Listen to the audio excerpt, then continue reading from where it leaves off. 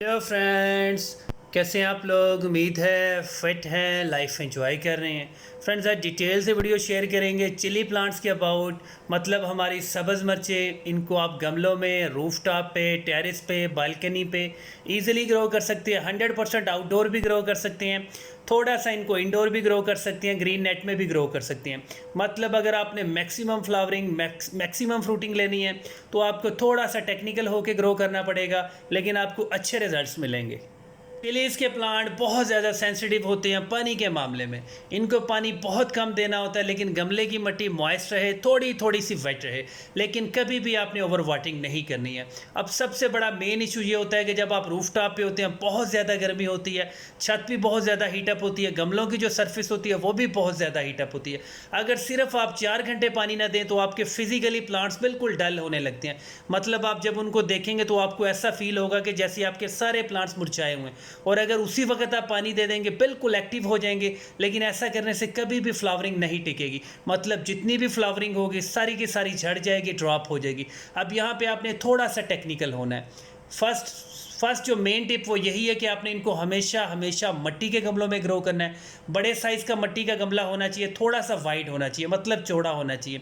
बिल्कुल सादा सी मिट्टी यूज़ करनी है, और इसको ऐसी जगह गमलों को रखना है जहाँ पे सिर्फ आधे दिन की धूप आती हो। मतलब किसी दीवार के साए में, दरख्त के साए में, ग्रीन नेट में भी रख सकते हैं, लेकिन ऐसी जगह पे रखना है मई, जून, जुलाई, अप्रैल में भी आप समझ लें, जहाँ पे आधे दिन की धूप हो। अगर फुल डे सनलाइट होगी तो आपको पानी ज़्यादा देना पड़ेगा। आपके प्लांट फिजिकली तो एक्टिव रहेंगे, लेकिन बहुत ज़्यादा फ्लावरिंग ड्रॉप हो जाएगी, इसलिए आपने आधे दिन की धूप देनी है।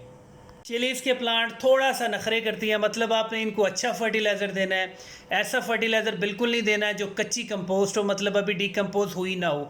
मतलब अच्छा फर्टिलाइज़र देना है, अच्छी क्वालिटी का फर्टिलाइज़र देना, फुली डिकम्पोज होना चाहिए। इनके गमलों में हमेशा आपने वेल ड्रेन्ड सॉइल यूज़ करनी है, और कभी भी कोकोपीट या पीट मॉस इनके गमलों की मिट्टी में कभी भी ऐड नहीं करना है। आप इनको कोई भी फर्टिलाइज़र दे सकते हैं, चाहे कंपोस्ट हो चाहे वर्मी कंपोस्ट हो। अब फिजिकली आप देख रही हैं गमलों की मिट्टी थोड़ी सी मॉइस्ट है, बस आपने इसी कंडीशन को मेंटेन रखना है। अगर आपने थोड़ी सी भी ओवर वाटरिंग की, सारे के सारा फ्लावर भी ड्रॉप हो सकता है, और जितनी भी ऊपर चिलीज़ लगी हैं वो कानी भी हो सकती है। अब 2-3 मेन इश्यूज़ ये आते हैं कि आपके लीव्स जो है वो करली हो जाते हैं। आपने इनके ऊपर कोई सा भी इंसेक्ट कंट्रोल लाजमी करना है, जिसको आप पेस्ट कंट्रोल कहते हैं। अगर चाहें तो आप नीम ऑयल का स्प्रे भी कर सकते हैं। अगर चाहें तो आप जो सिरका होता है, जिसको आप विनीगर कहते हैं, चाहे वो एप्पल का हो, अंगूर का हो, ग्रेप्स का हो, कोई भी हो, उसका भी स्प्रे कर सकते हैं। लेकिन सिरके के आपने 1 टीस्पून लेना है, 1 लीटर पानी में अच्छे से मिक्स करना है, और वो आपने सभी प्लांट्स को वॉश कर देना है। आपके प्लांट्स फिजिकली एक्टिव भी रहेंगे। कोई इंसेक्ट्स का इशू, कोई आंट्स का इशू, कोई मिलीबैग्स का इशू कभी भी आपके प्लांट की तरफ अट्रैक्ट नहीं होगा। लिलीज़ के प्लांट को नाइट्रोजन और फास्फोरस बहुत ज़्यादा पसंद है। अगर ये दोनों चीज़ें आप होममेड बना सकते हैं वो ज़्यादा बेस्ट होगा। मतलब जितने भी जो केले के छिलके होते हैं उनको आप ड्राई कर लिया करें, उसका पाउडर बना लिया करें, वो आप ज़्यादा से ज़्यादा गमलों में डोज किया अगर उसमें बहुत ज़्यादा नाइट्रोजन, बहुत ज़्यादा फास्फोरस होता है, और आपके प्लांट फ़ौरन से बूस्ट करते हैं। सबसे जो मेन इंपॉर्टेंट चीज़ यही होती है कि फ्लावर को आपने कन्वर्ट करना है चिलीज़ के अंदर। वो कन्वर्ट करती है आपकी एनर्जी, आपके न्यूट्रिएंट्स, और वो फास्फोरस और नाइट्रोजन और कैल्शियम बहुत ज़्यादा इंपॉर्टेंट होता है। जो चूल्हे की राख होती है, जिसको हम बर्न्ट वुड ऐश कहते हैं, वो आपको तंदूर से भी मिल जाएगी, किसी बारबेक्यू स्टॉल से भी मिल जाएगी, वहाँ से आप कलेक्ट कर सकते हैं। एक गमले में 1 टीस्पून डाल दें। अगर बड़े साइज़ का गमला है तो ज़्यादा डाल लें, कोई इशू नहीं है, उसका कोई साइड इफेक्ट नहीं है। वो थोड़ा सा अल्कली होता है, लेकिन आपने सिर्फ 60 डेज़ में 1 टीस्पून डालने हैं।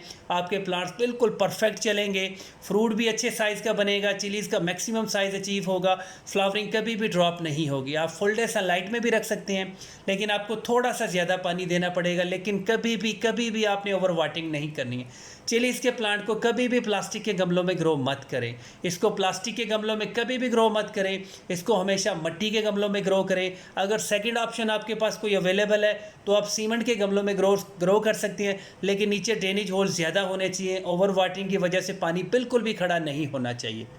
इसके प्लांट की आप पिंचिंग भी कर सकते हैं, जिसको आप सॉफ्ट सी प्रूनिंग कहते हैं। अगर आपका प्लांट फिजिकली काफ़ी बड़ा है और बहुत ज़्यादा उसके ऊपर मल्टीपल ब्रांचेस हैं, तो जो बिल्कुल उसके टिप होती है उसको आप कट कर दिया करें। इस तरह ये होगा कि और सारी मल्टीपल ब्रांचेस निकलेंगी और फ्लावरिंग के ज़्यादा से ज़्यादा चांसेस होंगे।